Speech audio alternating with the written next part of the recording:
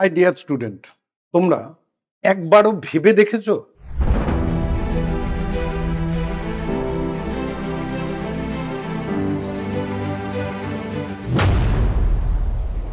বাস্তবে হাজিপুরের made in Bihar ভারতীয় safety জুতো পরে রাশিয়ার সেনাবাহিনী মার্চ করছে শীত গ্রীষ্ম 12 মাস? বিহারের বৈশালী ডিস্ট্রিক্টের হাজিপুর ভিত্তিক কম্পিটেন্স এক্সপোর্ট একটি প্রাইভেট লিমিটেড কোম্পানি, যা রাশিয়ার সেনাবাহিনীর জন্য সেফটি জুতো এবং ইউরোপীয় বাজারের জন্য ডিজাইনার জুতো তৈরি করে। রাশিয়া যখন ইউক্রেনের যুদ্ধে বীর বিক্রমে লড়াই করে যাচ্ছে, তখন বিহারের হাজিপুরের একটি প্রত্যন্ত কারখানা থেকে সেফটি শু সাফল্যের সঙ্গে উৎপাদন করে বিশ্বে অনন্য নজির সৃষ্টি করেছে ভারতীয় এই কোম্পানিটি। রাশিয়ান সৈন্যরা এই কারখানা থেকে মেড ইন বিহার বুট পরে এগিয়ে চলেছে।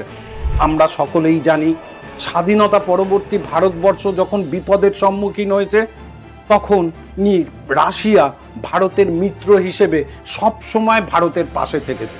আর এর প্রমাণ আমরা ভারতবর্ষের সংস্কৃতি জগৎ থেকে শুরু করে রাজনৈতিক জগৎ এবং ভারতীয় আবেগের মধ্যে থেকেও আমরা রাশিয়াকে খুব শ্রদ্ধা করি।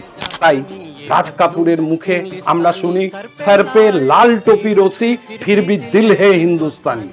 অথবা ৭১ ভারত পাকিস্তান যুদ্ধে রাশিয়ার প্রেরিত অ্যাডমিরাল ভ্লাদিমির ক্রুলাইকভ, অথবা বর্তমানে অপারেশন সিঁদুর চলাকালীন S-400, যা সুদর্শন চক্র নামে আমাদের রক্ষা করে চলেছে। এছাড়াও সম্মিলিত জাতিপুঞ্জের স্থায়ী সদস্য হিসেবে ভারতের সমর্থন রাশিয়া সব সময় করে এসেছে।